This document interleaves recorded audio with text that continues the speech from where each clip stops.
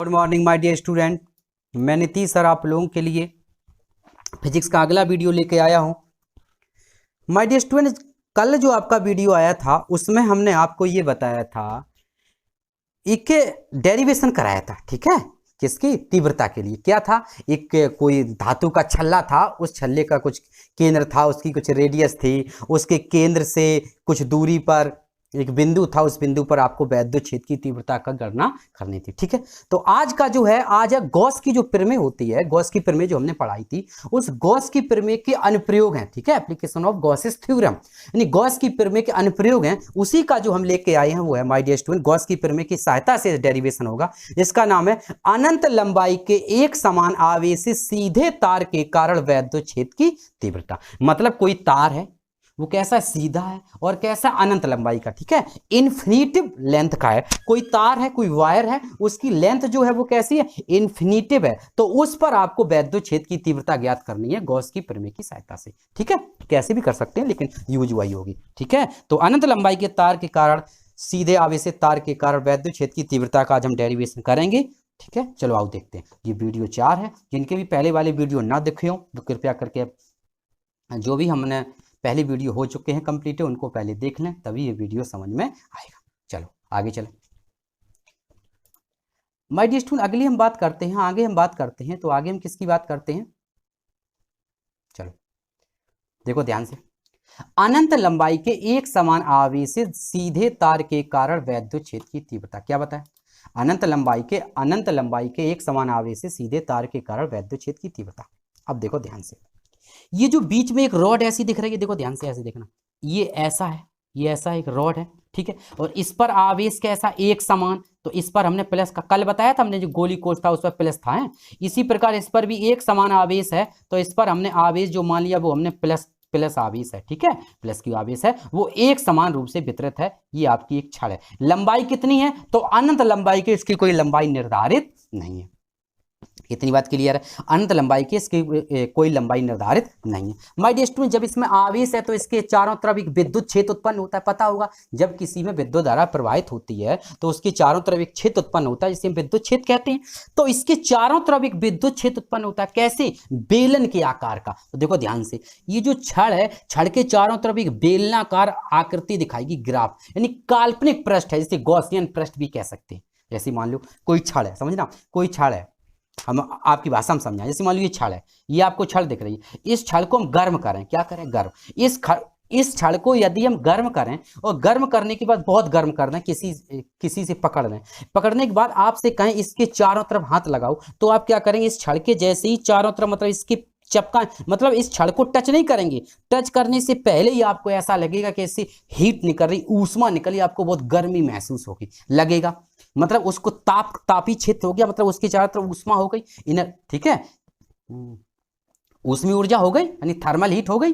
तो उसके चारों तरफ जो ऊष्मा हो गई, अगर हम आपसे पूछेंगे दिखाओ हमें उसमें कितनी ऊष्मा है, तो आप माय डियर स्टूडेंट बता थोड़ी सकते हैं कि हाँ इस छड़ के एक बीता तक, यहां तक देखो दिखाई दे रहा है, यहां तक गर्म है। नहीं, वो क्या है? वो एक अनुभव है। हम लोग अनुभव कर सकते हैं कि उस गर्म छड़ के चारों तरफ हमें गर्म ऊष्मा यानी हीट में महसूस हो रही है, एक चारों तरफ बेलन की टाइप, ठीक है। कोई छड़ है, जैसे मान लो ये छड़ है, तो आपको ऐसा लगेगा कि इसके चारों, इस बेलन के मतलब 2 मीटर, इस बेलन के थोड़ी सी दूरी पर इतने चारों तरफ, इसके चारों तरफ हमें गर्माहट महसूस हो रही है। लेकिन आप उसका स्ट्रक्चर बता थोड़ी नहीं सकते ना, उसको आंखों से या दूरबीन से देख सकते हैं। क्यों? क्योंकि वो एक कल्पना है। क्या है? कल्पना है।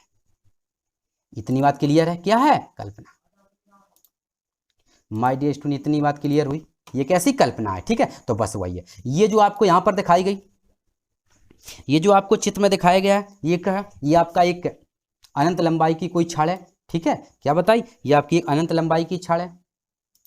ले चलो देखो, ये आपकी अनंत लंबाई की छड़ है, और ये अनंत लंबाई की छड़ है, इसकी कोई लंबाई नहीं है। तो हमने क्या किया? इसके चारों तरफ विद्युत आवेश समान, एक समान आवेश है। कैसा? देखो लिखा, एक समान आवेश है। जब इस पर एक समान आवेश है, चारों तरफ विद्युत क्षेत्र है, तो इसके उस विद्युत क्षेत्र है उसको हमने बेलन टाइप में मान लिया। क्या मान लिया? बेलनाकार, ठीक है, बेलनाकार।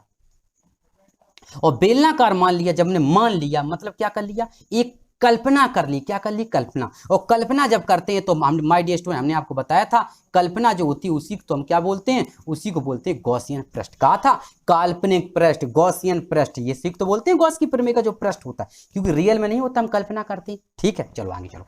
तो ये जो चारों तरफ है ये हमने बेलनाकार, इससे अनंत लंबाई का था, उसके चारों तरफ हमने एक बेलनाकार छेद मान लिया, जिस पर वैद्युत छेद क्या है? ये देखो विद्युत क्षेत्र दिख रहा है, ये विद्युत क्षेत्र, इधर वैद्युत क्षेत्र ई है, चारों तरफ वैद्युत क्षेत्र ई है। ठीक है, आगे चलो। वैद्युत क्षेत्र ई है, चारों तरफ वैद्युत क्षेत्र होगा। अब माय डियर स्टूडेंट, ये जो छड़ थी, इस छड़ की लंबाई तो बहुत थी, कितनी? अनंत थी, कोई लंबाई नहीं। लेकिन जो हमने बेलन माना है, ये जो बेलनाकार हमने चारों तरफ एक काल्पनिक पृष्ठ माना है, गॉसियन पृष्ठ माना है, उसकी हमने लंबाई मान ली कितनी? Small L. देखिए देखो, तो इसकी हमने लंबाई स्मॉल एल मान ली।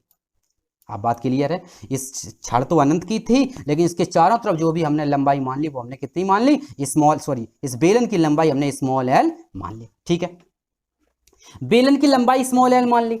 अब माय डियर स्टूडेंट, यदि इसका क्षेत्रफल कुछ मान लें, मान लो यदि इसका क्षेत्रफल कैपिटल ए है, किसका? पूरे का। ध्यान समझना, यदि इसका क्षेत्रफल कैपिटल ए है तो ये जो पृष्ठ होगा ये किसना होगा? वेक्टर डी होगा। हमने बताया था किसका? ये देखो, ये जो हमने अल्प लिया है, देखो ध्यान से, ये अल्प लिया, कल भी बताया था हमने। क्या बताया? जैसी स्क्रीन है, पूरे स्क्रीन के लिए करते हैं तो छोटे से पॉइंट के लिए निकाल लेते हैं और समाकलन करके पूरे के लिए निकाल लेते हैं, बताया था। हाँ, तो बस, तो हमने क्या किया? इस बेलन के इस गॉसियन पृष्ठ, जो बेलनाकार गॉसियन पृष्ठ है, उस पर हमने एक बिंदु P माना। क्या माना? P, जिसकी वैद्युत क्षेत्र की तीव्रता कितनी है? वेक्टर E, और इसका अल्प हमने जो क्षेत्रफल मान लिया वो मान लिया हमने वेक्टर DA। अब सही, ठीक है, DA कितना मान लिया? Vector DA। ठीक है, पूरा क्षेत्रफल A था, देखो पूरा जो क्षेत्रफल A था, और हमने इसका जो पृष्ठ वो मान लिया, जो इसका वक्र पृष्ठ था वो A था, और इसका जो हमने ये जो पॉइंट लिया है, ये बिंदु लिया, अल्प बिंदु लिया, उसका जो हमने अल्प क्षेत्रफल मान लिया वो मान लिया DA, यानी वेक्टर D। कोई दिक्कत तो नहीं? वैद्युत क्षेत्र है, इसके 2 पॉइंट A और B। ठीक है, इसका क्षेत्रफल वेक्टर DA मान लिया, कोई दिक्कत? ठीक है, चाहे S समझ लो, DA मान लो, या S समझ लो, इसको S मान लो, इसका क्षेत्रफल S है तो ये DS मान लो, कोई दिक्कत तो नहीं? सही है, तो ये हम क्या A माना है, क्योंकि हमने पूरे सवाल में A माना है तो चित्र में भी A मानना पड़ेगा। ठीक है, यहाँ पर A कर लेना, कोई दिक्कत यहाँ तक? कोई दिक्कत तो नहीं? ठीक, ओके, कोई प्रॉब्लम तो नहीं? ठीक, इतना क्लियर हुआ। अब देखो आगे माय डियर स्टूडेंट, अगर हम बात करें, ये छड़ है और ये चारों तरफ गॉसियन पृष्ठ है, बेलनाकार है, इसमें से वैद्युत फ्लक्स निकलेगा। तो वैद्युत फ्लक्स आपका 2 जगह से निकलेगा, ध्यान समझना, वैद्युत फ्लक्स आपका 2 जगह से निकलेगा। कैसे? देखो ध्यान से,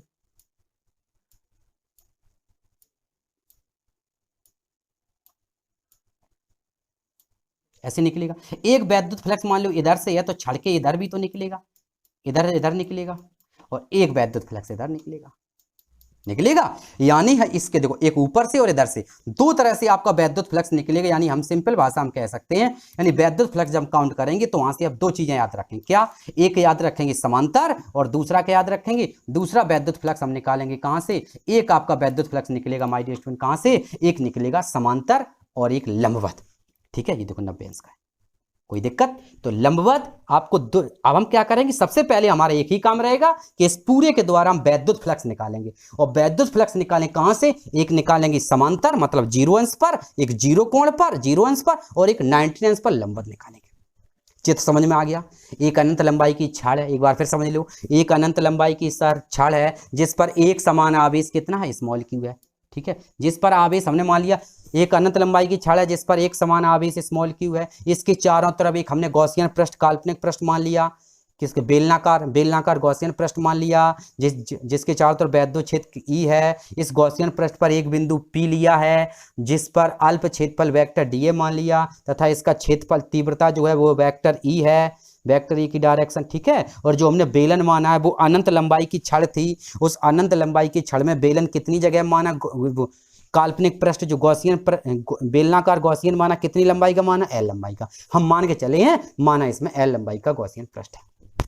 क्लियर है? जब ये L लंबाई का गॉसियन पृष्ठ है तो उसकी कुछ त्रिज्या, जब ये मान लो ऐसा है तो हमने क्या मान? अब देखो यहां तक क्लियर। अब आगे चलो, क्या लिखा है? अब माना हमने क्या? देखो, माना किसी अनंत लंबाई के एक समान आवेशित सीधे तार का एक समान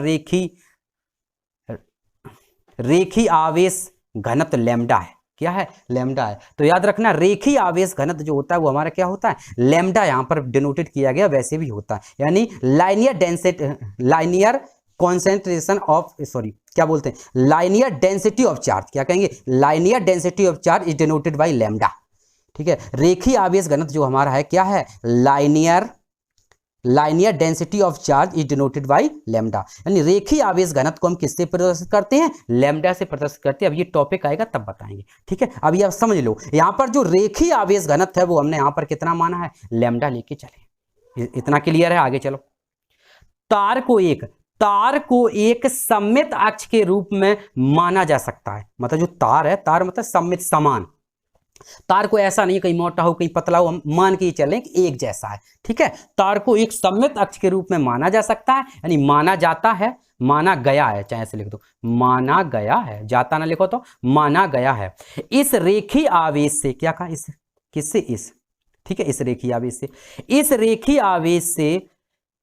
इस रेखीय आवेश से स्मॉल आर दूरी पर स्थित बिंदु P पर, इस रेखीय आवेश से स्मॉल आर दूरी है, इस रेखीय आवेश से स्मॉल आर दूरी पर स्थित बिंदु P पर हमें वैद्युत क्षेत्र की तीव्रता ज्ञात करनी है। बात समझ में आ गई। इस रेखीय आवेश से स्मॉल आर दूरी पर स्थित बिंदु P पर वैद्युत क्षेत्र की तीव्रता ज्ञात करनी है। आगे चलो, वैद्युत क्षेत्र की तीव्रता ज्ञात करनी है। आगे हम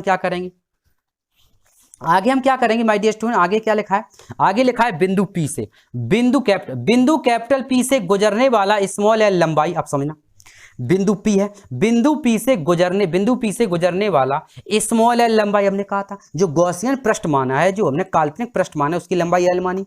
बिंदु P से गुजरने वाला स्मॉल एल लंबाई तथा स्मॉल आर त्रिज्या का समाक्ष बेलनाकार गॉसियन पृष्ठ है। हमने बताया था कैसा है, गॉसियन पृष्ठ बोले, काल्पनिक पृष्ठ बोले, सही है, बताया था कि कल्पना का होता है। ठीक है, तो जो समाक्ष बेलनाकार गॉसियन पृष्ठ है, कितना है, उसकी त्रिज्या r है, लंबाई l है, और उस पर एक बिंदु लिया वो P है। कितनी बात तो बिल्कुल पहले हम समझा चुके हैं आपको। आगे देखो, समिति के कारण, मतलब समिति समान, सम माने समान, मिति माने मापना होता है। ठीक है, तो सममिति के कारण इस गॉसियन पृष्ठ के प्रत्येक बिंदु पर वैद्युत क्षेत्र की तीव्रता कैपिटल E होगी। बात समझ आई। जो हमने बेलनाकार, जो हमने काल्पनिक पृष्ठ, बेलनाकार काल्पनिक पृष्ठ माना है, पहले छड़ पर वैद्युत क्षेत्र की तीव्रता E थी, तो जो काल्पनिक बेलनाकार जो गॉसियन पृष्ठ यानी काल्पनिक पृष्ठ माना है, उसके प्रत्येक बिंदु पर भी वैद्युत क्षेत्र की तीव्रता कैपिटल E होगी। Is that clear? यहां तक कोई प्रॉब्लम, यहां तक कोई समस्या तो नहीं? इतनी बात क्लियर है? ओके, अब हम करते हैं डेरिवेशन। अगर चित्र समझ में आएगा होगा, बहुत समझा दिया, हमें लग रहा है कि चित्र क्लियर होगा। चलो आओ देखते हैं, अब डेरिवेशन करते हैं। तो सबसे पहले क्या लिखा है, अतः, क्या लिखा, अतः अल्प क्षेत्रफल वेक्टर DA से होकर गुजरने वाला वैद्युत फ्लक्स, कहां से, DA से। अतः अल्प क्षेत्रफल वेक्टर DA से गुजरने वाला वैद्युत फ्लक्स कितना हो जाएगा, जैसे जैसे हमने क्या कहा, हमने कहा अगर हमने उसका, देखो ऐसा है, देखो इसको ऐसे करना, कंफ्यूज ना होना, इसमें कोई बड़ी बात नहीं, बहुत छोटी सी बात है। कैसी, देखो जैसे मान लो हमने चित्र में है, अगर उस चित्र में आप S बनाएंगे तो मान लो अगर उसका क्षेत्रफल पूरा S मान लिया तो इसे मान लो वेक्टर DS, समझ गए, और उसका क्षेत्रफल A मान लो तो हमने मान लिया वेक्टर DA। ठीक है, इसमें कोई प्रॉब्लम वाली बात तो नहीं, चाहे S मान लो चाहे A मान लो, कोई प्रॉब्लम नहीं, कहीं पर हो सकता है। तो हमने वेक्टर DA, तो वैद्युत फ्लक्स हम पढ़ा चुके, क्या होगा, देखो अल्प है, हमने क्या बताया, वेक्टर ए से पहले D लगा है, जब D लगा है तो वैद्युत फ्लक्स पूरा नहीं होगा, अल्प ही होगा, तो इसका हमने वैद्युत फ्लक्स D लगा दिया, यानी D5। क्या बन जाएगा माय डियर स्टूडेंट, D5, यानी अतः अल्प क्षेत्रफल वेक्टर DA से होकर गुजरने वाला वैद्युत फ्लक्स क्या होगा, D5। D5 बराबर vector E dot vector DA, यही होगा, क्या होगा, D5 बराबर vector E dot vector DA। हम बता चुके माय डियर स्टूडेंट, जब भी डॉट होता, अदिश गुणनफल होता, डॉट हटाएंगे, क्या लगाते हैं, कॉस। पढ़ाया था फर्स्ट ईयर में, अभी डेरिवेशन कराया तब भी पढ़ाया दो तीन बार। तो यहां से क्या बन जाएगा, यहां से आपका बन गया माय डियर स्टूडेंट, D5 बराबर E into DA into cos theta, क्योंकि ये कॉस लगा दिया। अब माय डियर स्टूडेंट, अभी हाल हमने आपको पीछे बताया था, क्या बताया था, हमने बताया था वैद्युत फ्लक्स आपका दो जगह से डिनोट होगा, कब, एक 0 अंश पर, मतलब समांतर और लंबवत। तो थीटा की वैल्यू दो आप इंक्लूड करेंगे, एक 90, मतलब पुट करेंगे, 90 भी रखेंगे और एक 0 भी रखेंगे। अभी हम समांतर की बात कर रहे हैं, मतलब 0 अंश की बात करें, तो हमने थीटा की वैल्यू कितनी पुट कर दी, 0। जब माय डियर स्टूडेंट, जब हमने थीटा की वैल्यू यहाँ पर 0 पुट करेंगे, तो पुट करेंगे तो क्या बनेगा माय डियर स्टूडेंट, तो बनेगा आपका D5 बराबर EDA कॉस थीटा की वैल्यू 0। यहाँ से बन गया D5 बराबर EDA कॉस 0। पता है कॉस 0 का मान कितना होता है, 1, cos 0 का मान कितना होता है माय डियर स्टूडेंट 1। तो यहाँ पर आपने क्या किया, cos 0 का मान 1 रख दिया। जब यहाँ पर आपने cos 0 का मान 1 रख दिया, जब 1 आप पुट कर देंगे, इसका मान कितना रखेंगे 1, तो आपका बन गया d फाई बराबर ई डी ए। कोई प्रॉब्लम यहाँ तक? यहाँ तक बात बिल्कुल क्लियर समझ में आ गई माय डियर स्टूडेंट। क्या बताया हमने कि d फाई बराबर E D A cos theta, cos 0 का मान 1 होता है, खत्म कर दिया। तो यहाँ से बन गया d फाई बराबर ई डी ए। क्या बन गया? d फाई बराबर ई डी ए। आगे चलो, संपूर्ण पृष्ठ से गुजरने वाला कुल वैद्युत फ्लक्स, हमने क्या बताया, संपूर्ण पृष्ठ से गुजरने वाला कुल वैद्युत फ्लक्स किससे, अभी हम इसको लेके चल रहे समांतर, ठीक है, समांतर के कारण। तो संपूर्ण पृष्ठ से गुजरने वाला कुल वैद्युत फ्लक्स, तो हमने क्या बताया माय डियर स्टूडेंट, जब भी डी लगाओ संपूर्ण की बात करें, क्या करेंगे, समाकलन। तो इसका हम क्या कर देंगे, समाकलन।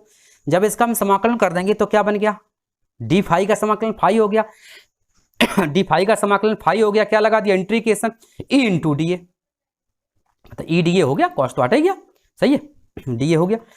तो यहां पर हमने क्या लगा दिया, ई डी ए।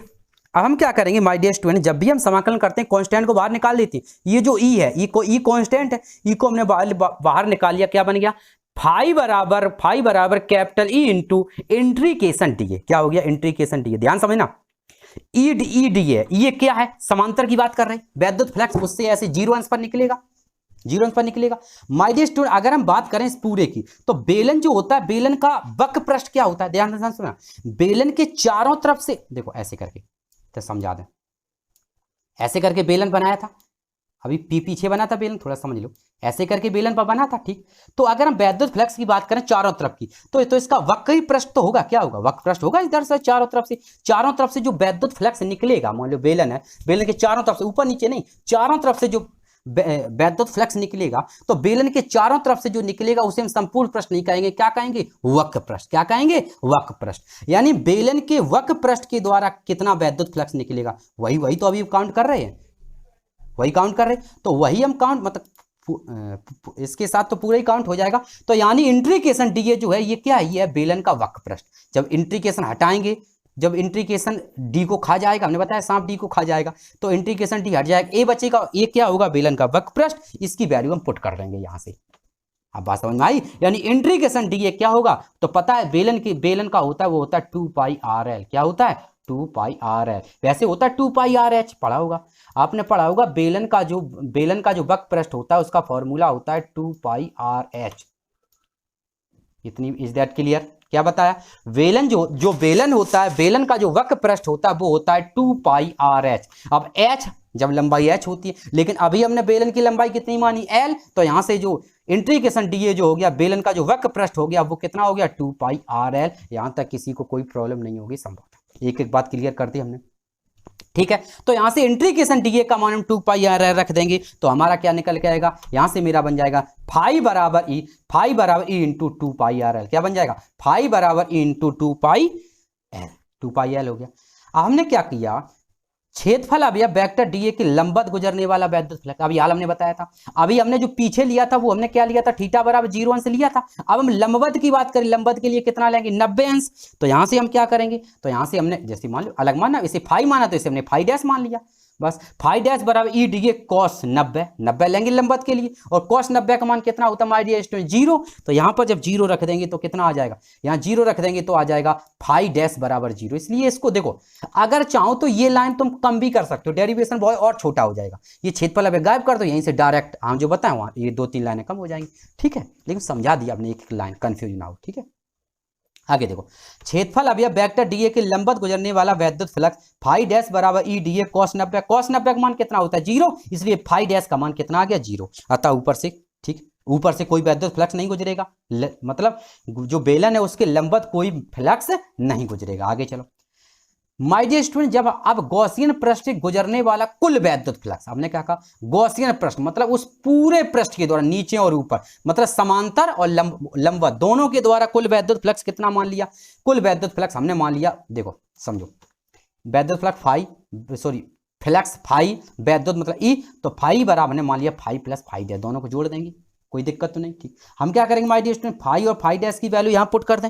जब दोनों की वैल्यू इस जगह हम पुट कर देंगे तो हमारा क्या बन जाएगा, यहां से आपकी वैल्यू आ जाएगी my dear student, phi E बराबर क्या बन जाएगा, यहां से जो आपकी वैल्यू आ जाएगी वो कितनी आ जाएगी, इस जगह से आपकी वैल्यू आ जाएगी फाई ई बराबर ई इंटू क्योंकि फाई का मान कितना था, E into 2 pi R L, plus phi dash का मान अभी पीछे निकाला था कितना था, 0। जब इसमें जोड़ेंगे ऐड कर देंगे तो हमारा निकल जाएगा फाई ई बराबर, क्या निकल जाएगा, फाई ई बराबर, यहां से आपका जो आएगा कुल वैद्युत फ्लक्स आएगा वो आएगा फाई ई बराबर ई इंटू 2 पाई आर एल, क्या आ जाएगा 2 पाई आर एल। यहां तक हमें नहीं लगता अब तो क्लियर हुआ होगा, इतनी बात क्लियर समझ में आई, ठीक, आगे चलो। हम क्या करेंगे माय डियर स्टूडेंट, इसे हमने समीकरण 1 डाल के छोड़ दिया, क्या कर दिया, इसे समीकरण 1 डाल के छोड़ दिया। अब हमें पता है यदि कुल आवेश की हो तो गॉस की प्रमेय से, हमने कहा था गॉस की प्रमेय का यूज होगा क्योंकि नाम ही है इसके गॉस के अनुप्रयोग, गॉस का यूज करना है, ठीक है। तो यदि कुल आवेश क्यू है तो गॉस की प्रमेय क्या कहती है, लास्ट में फाइनल आंसर क्या निकलता है, वो निकलता है फाई ई बराबर क्यू अपॉन एप्सिलॉन जीरो, रटा है एप्सिलॉन जीरो और यहाँ पर के भी लगा देते, हमने भी समझा रखा, चाहो तो के लगा दो, ना चाहो तो न्यूमेरिकल के अनुसार ही यूज करते हैं, ठीक है। जब पदार्थ का परावैतांक होता है कि यदि कुल आवेश क्यू हो तो, यदि कुल आवेश स्मॉल क्यू हो तो गॉस की प्रमेय से फाई बराबर क्यू अपॉन एप्सिलॉन जीरो बनेगा। इसे हमने मान लिया समीकरण 2, क्या मान लिया माय डियर स्टूडेंट, इसे हमने समीकरण 2 डाल दिया, ठीक है। ऊपर वाले को समीकरण 1 मान लिया और इसे समीकरण 2 मान लिया। समीकरण 1 और 2 को ध्यान से देखो, ये वैल्यू भी आपकी फाई के बराबर, ये वैल्यू भी आपको दी है फाई के बराबर, दोनों वैल्यू आपको फाई के बराबर दी है। तो आप क्या करेंगे, इन दोनों को क्या लिखा, समीकरण 1 व 2 से, क्या लिखा, समीकरण 1 व 2 से, समीकरण 1 व 2 को कंपेरिजन कराएंगे, तुलना कर, समीकरण 1 व 2 को कंपेरिजन कराएंगे तो फाई से क्या हो जाएगा, दोनों कैंसिल हो जाएंगे। जब आपकी दोनों कैंसिल हो जाएंगे तो यहाँ क्या बन जाएगा, यहाँ आपका मान आ जाएगा स्मॉल क्यू बटे एप्सिलॉन जीरो बनेगा, अभी पीछे बताया था गॉस की प्रमेय से, स्मॉल क्यू बटे एप्सिलॉन जीरो बराबर capital E into 2 pi R L बन गया। अब हम क्या करेंगे, इसको पाठांतर कर दो, कैपिटल ई के बराबर निकालना चाहिए क्योंकि हमें तीव्रता के लिए डेरिवेशन चाहिए, तो ई बराबर निकालेंगे, पाठांतर करेंगे तो क्या बन जाएगा my dear student, capital E बराबर Q upon epsilon zero into 1 upon 2 pi R L, ठीक है। ये 2 पाई इसके साथ मिलाओ, एप्सिलॉन जीरो के साथ मिलाओ, मिला दिया तो यहां से आपका क्या बन गया, यहां से बन गया my dear student capital E बराबर Q upon 2 pi epsilon zero into R L, ये आपका डेरिवेशन इतना हो गया, अभी इतना, ठीक है। क्या बन गया, कैपिटल ई बराबर Q upon 2 pi epsilon zero into R L, अभी इतनी, ठीक है। आगे चलो, मुझे पता है इसे हमने समीकरण 3 डाल दिया, क्या डाल दिया माय डियर स्टूडेंट, समीकरण 3, ठीक है। इसे हमने समीकरण 3 डाल दिया, इसे समीकरण जब हमने 3 यहां पर पुट समीकरण 3 डाल दिया तो समीकरण 3 देख लो ध्यान से, डाल दिया, चलो आ जाओ। अभी हमने बताया था आवेश पृष्ठ घनत्व, रेखीय आवेश पृष्ठ घनत्व क्या होता है, तो रेखीय आवेश पृष्ठ घनत्व लैम्डा माना था पीछे, हाँ, तो यहां से फॉर्मूला होता है माय डियर स्टूडेंट लैम्डा बराबर क्यू अपॉन एल, क्या होता है, लैम्डा बराबर क्यू अपॉन एल, क्योंकि जो हमने गॉसियन पृष्ठ माना है, जो काल्पनिक पृष्ठ माना है उसकी लंबाई एल मानी है, तो यहां से आपका फॉर्मूला बन गया रेखीय आवेश घनत्व, रेखीय आवेश घनत्व लैम्डा बराबर क्यू अपॉन एल। इस लैम्डा के अपॉन 1 मान लो, लैम्डा का अपॉन 1 मान लेंगे, क्रॉस मल्टीप्लाई कर देंगे तो यहां से आपका फॉर्मूला बन जाएगा क्यू बराबर लैम्डा एल, क्या बन जाएगा, क्यू बराबर लैम्डा एल। देखो इसके नीचे 1 मान क्रॉस मल्टीप्लाई करेंगे तो क्या बन जाएगा, यहां से मान बन जाएगा क्यू बराबर लैम्डा एल। क्यू बराबर लैम्डा एल जो आपकी वैल्यू है, ये वैल्यू आप उठा करके कहां रख दें, समीकरण 3 में पुट कर दें जो हमने माना था, ठीक है। क्या लिखा है, समीकरण 3 में स्मॉल क्यू का मान रखने पर, समीकरण 3 में जब हम स्मॉल क्यू का मान रख देंगे तो क्या बन जाएगा, कैपिटल ई बराबर, यहाँ क्यू था तो क्यू का मान लैम्डा एल। अब देखो एल से एल कैंसिल, कट गया, एल से एल कैंसिल हो गया मेरे पास, अब एल से एल कैंसिल हो गया, मेरे पास क्या बचा, ध्यान समझना, मेरे पास क्या बचा, जब एल से एल हमने कैंसिल कर दिया तो मेरे पास यहां से बचा कैपिटल ई बराबर 1 upon 2 pi epsilon zero into lambda upon R, ये बचा, ये क्या बचा, लैम्डा अपॉन आर। ये आपका मान है, आपकी बुक में ऐसे ही आपको दिया होगा, ये आपका फाइनल आंसर रहा। इतनी बात समझ आई, क्या बता हमने, कैपिटल ई बराबर, यहां से आपका आंसर आ जाएगा कैपिटल ई बराबर 1 upon 4 pi epsilon zero lambda upon R. आपको पता है यहां पर यदि कोई किसी पदार्थ के परावैतांक की बात करेंगे तो यहां पर एप्सिलॉन जीरो की जगह क्या लगा देंगे, के लगा देंगे। इज दैट क्लियर, सही, कैसे, वो जो गॉस की प्रमेय में के लगा देंगे, यहाँ के आ जाएगा, सही है, तो ये दिमाग में नहीं, बस रख लो कैसे आएगा बस।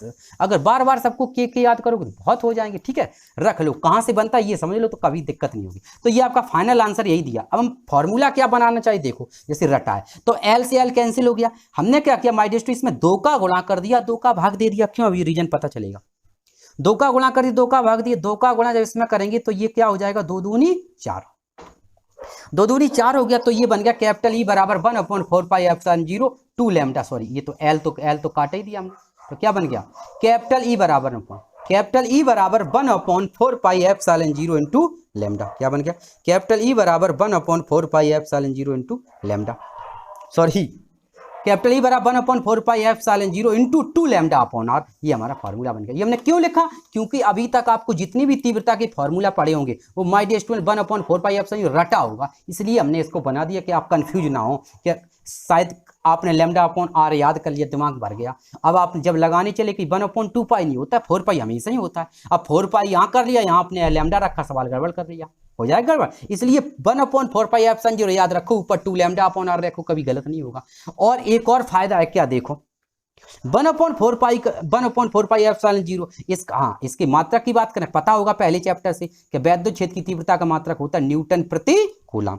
अब 1/4πε0 रखने से क्या बेनिफिट है, क्या फायदा है, सही है 1/4πε0 से रखने से क्या फायदा है, तो आपको पता है इसका डायरेक्ट आपको वैल्यू पता है 1/4πε0 की वैल्यू क्या होती है, बोलो 1/4πε0 की आपको डायरेक्ट वैल्यू पता है कितनी होती है, तो 1/4πε0 की आपको डायरेक्ट वैल्यू पता होगी, वो होती है कितनी 9 × 10⁹। अब देखो यहाँ से आप ये एल कैसा बेर पीछे आ रहा है, एल नहीं होता, ठीक है एल तो पीछे कट ही गया तो एल यहाँ आएगा नहीं, ठीक आगे देखो। तो यहाँ माय डियर स्टूडेंट यहाँ तक आपको क्लियर हुआ। अब देखो यहाँ से फायदा क्या है, आपको मान डायरेक्ट हो गया, यानी एक आपका फॉर्मूला ये बन गया कैपिटल ई बराबर 9 × 10⁹ 2 लैम्डा अपॉन आर, और इसका मात्रक क्या होगा, इसका मात्रक होगा न्यूटन प्रति कूलम, क्या होगा न्यूटन प्रति कूलम, सही है, क्या मात्रक होगा न्यूटन प्रति कूलम। ये बता दे यहां तक बात कोई क्लियर है, सॉरी यहां तक बात बिल्कुल क्लियर है, कोई प्रॉब्लम तो, इसलिए हमने ये फॉर्मूला बनाया, ये आपका डेरिवेशन खत्म हो जाएगा, ठीक है। अगर इसी को मान लो हम सदिश रूप में पूछ दें कि किस रूप में, सदिश ऐसे आता है, ऐसे मान लो आपको सदिश रूप में पूछ दे, इसी जगह हम आपसे यदि पूछें सदिश रूप में इसका मान कितना होगा, तो सदिश रूप में इसका मान पूछें तो बस सदिश का मतलब होता है वेक्टर, तो इसके ऊपर क्या लगाएंगे वेक्टर ई लगाएंगे, वेक्टर ई बराबर, और जो भी फॉर्मूला था उसको सेम टू सेम उतार दो, सही है 1/4πε0, और ये कितना हो जाएगा 2 लैम्डा अपॉन आर, इतना था, सही है। इधर वेक्टर ही लगा दिया, इधर उतार दिया। अब वेक्टर जब लगता है माय डियर स्टूडेंट तो डायरेक्शन बतानी है, तो यहाँ पर एकांक वेक्टर है जो उसकी दिशा बताता है एन कैप, बस ये आपका फॉर्मूला हो गया।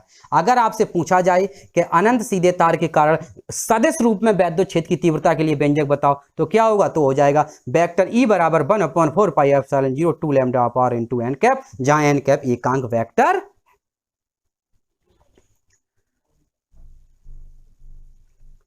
ठीक है, जहां क्या है, जहां एन कैप एकांक वेक्टर है। और पूछा जाए एकांक वेक्टर तो है लेकिन इसकी डायरेक्शन क्या होगी, तो हम कह सकते हैं कि आवेशित तार के किसी बिंदु के लंबवत, जो आवेशित है आवेशित तार के किसी बिंदु के लंबवत, अभिलंबत, आवेशित तार के किसी बिंदु के लंबवत गुजरने वाले तल में त्रिज्य एकांक सदिश है, मतलब उसके लंबवत गुजरने वाले वैद्युत फ्लक्स की डायरेक्शन को बताता है, इतनी सी बात है।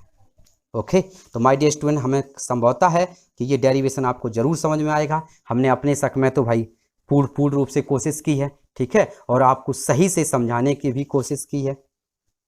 ओके हमने आपको इस डेरिवेशन को भी सही से समझाया है जितना भी हमें लगा है डिटेल से, ठीक है। और ये डेरिवेशन कर लेना, इसकी पीडीएफ मिल जाएगी, नोट्स कंप्लीट कर लेना। और ये चैप्टर अभी 1-2-3 डेरिवेशन इसमें और बचे छोटे छोटे, ठीक है, वही है, एक बड़ा सा आएगा उसमें 2-3 समझ जाएंगे, ठीक है। 2 डेरिवेशन वैसे बड़े बड़े हैं, उनमें 2-2 3-3 डेरिवेशन होंगे, तो 1-1 2-2 खत्म हो जाएगा चैप्टर, ठीक है। तो माय डियर स्टूडेंट पढ़ते रहें। वीडियो आपको कैसा लगा आप बताते नहीं है वीडियो कैसा लगा, ठीक है, बताया करो वीडियो आपको कैसा लगा, ठीक है, जैसा भी लगा उसके बारे में हम बताएं, ठीक है। पीडीएफ मिल जाएगी और अब पीडीएफ से नोट्स कंप्लीट। Okay good.